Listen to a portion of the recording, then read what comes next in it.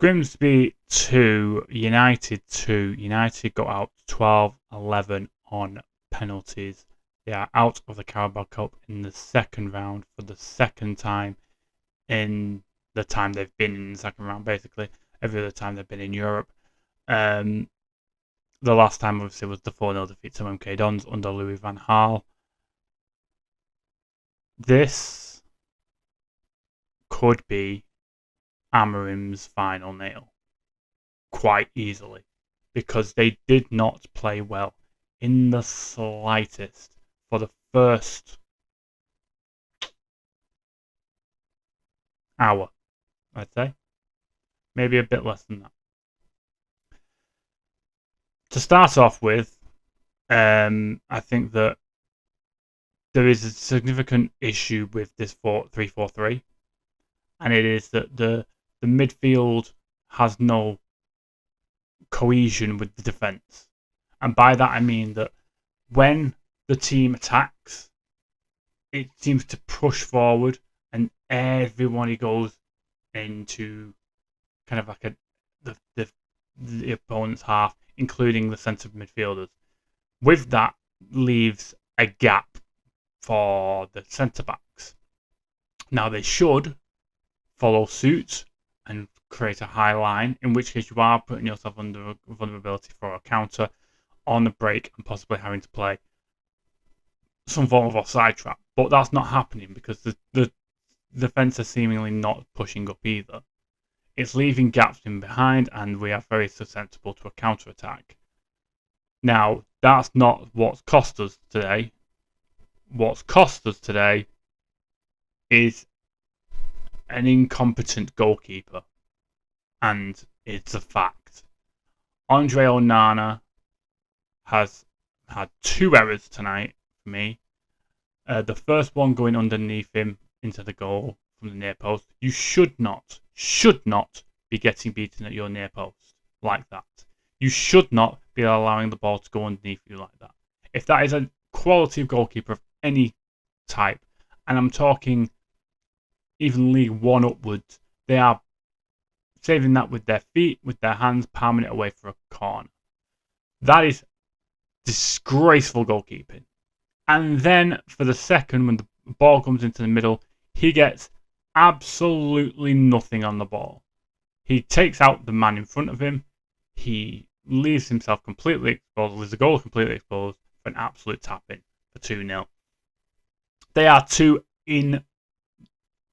unexcusable errors. And for me, it should be his final game in a Manchester United shirt. He was awful today. He had 1 save all game. He made as many saves in the shootout as he did in the game itself, which says so much. I thought that Heaven was fairly okay. I think he played a lot better second half. I think Maguire was solid. I have no issues with Maguire. I thought Fredrickson was poor. Dalot, I worry when we play Dalot every time. I don't think he is the quality of a Manchester United at all. And I think he was poor. I thought Mainu had a great game. I thought he was very good on the ball. I thought he was progressive. He was linking up play, making good passes. I thought he was decent today. And the fact that we found out earlier today that he will not sign a new contract and he will leave Manchester United one way or another, whether it be in this summer window via a sale or whenever his contract ends. That's disappointing because I think he is quality and he's someone that we are looking to keep for the long-term basis. He's a 20-year-old English midfielder from the academy and he's playing good football when played. The fact he didn't get any minutes in the first 2 games is ridiculous. And the fact that he's played quite well. I know obviously it's League Two Grimsby and we can make all them as whatever you want to say. But he was making quality plays, quality runs. He was doing everything right. I thought Ugarte leaves a lot to be desired. Dorgu didn't have his greatest game, but I don't think he deserved to be hooked off at halftime. I thought it should have been Dallo. Ahmad didn't play great at all. I think he was quite poor. I think Seshko still getting into the groove of things, being at United and everything like that. I'm not claiming it as an excuse. I just think that he's going to need time to settle into Premier League or English League football. It's going to take a little bit of time, but I think he did make some good runs. He was making some good movement, and he did have a good couple of shots out. He was unlucky with the one near the end when he and Delic kind of got in each other's way. But yeah, it was what it was. I think Cunha was fairly decent as well.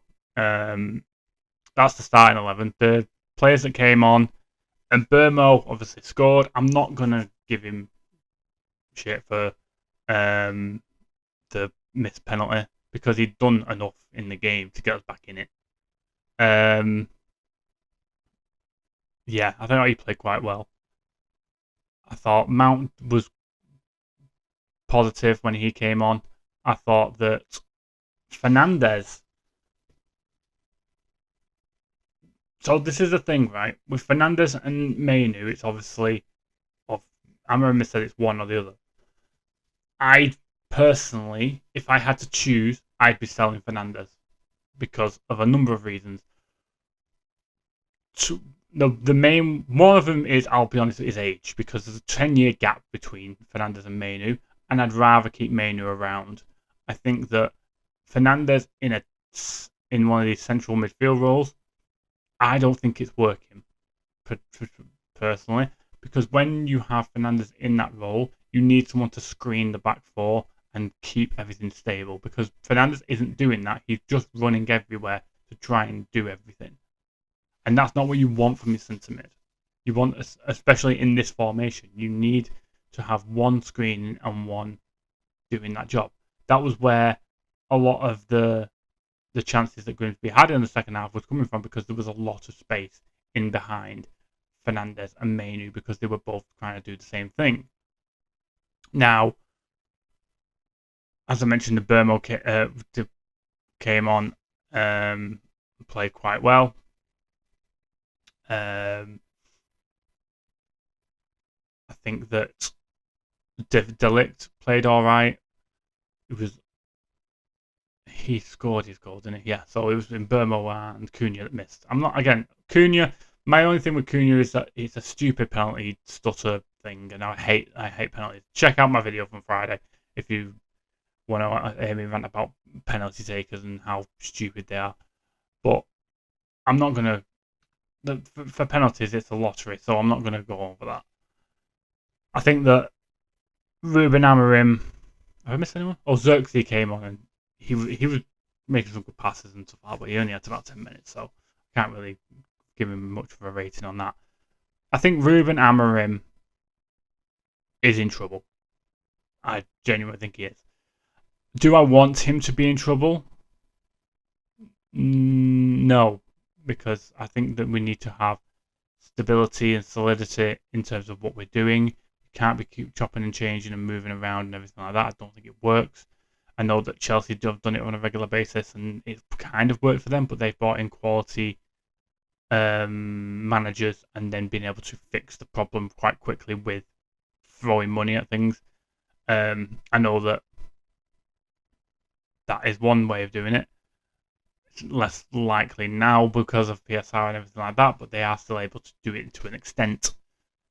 In terms of this for United, it's a fine balancing act.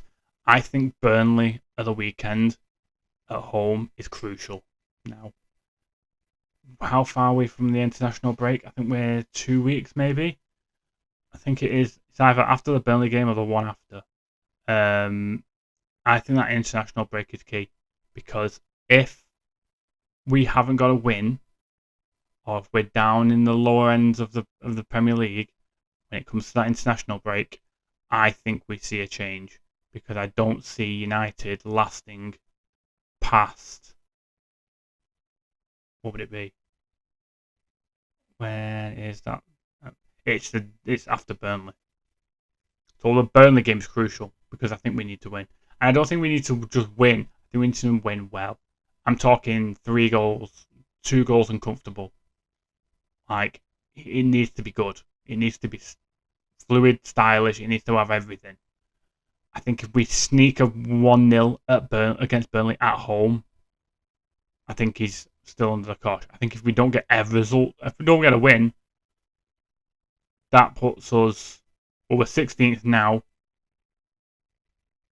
We've got Villa, Brighton, Wolves, West Ham below us.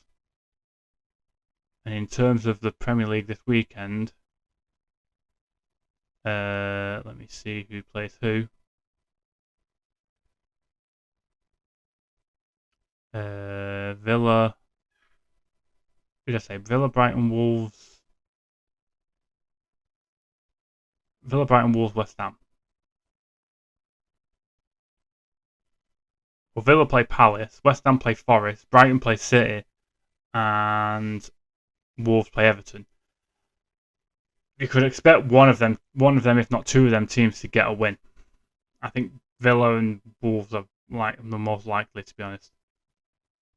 That, and then us not getting a result, not getting a win against Burnley, that could put us in the bottom 3. And this is all hypotheticals, but you know I'm telling the truth. Ruben Amorim's in trouble. Big, big trouble. Will they sack him before the end of the window? I'm not sure.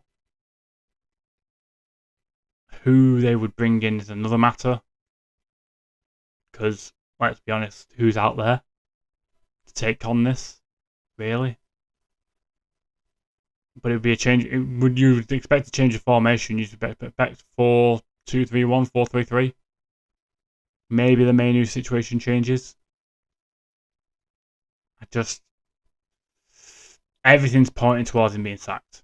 It just is, because it's just not good enough. He has a 24% win ratio, I think I worked out, or I found out earlier, in the Premier League. I did a few, this is the thing, I was looking up stats just to kind of throw at this, to say, like, kind of either way this happened, it was still going to be a shocking situation tonight, even if we did go through on penalties.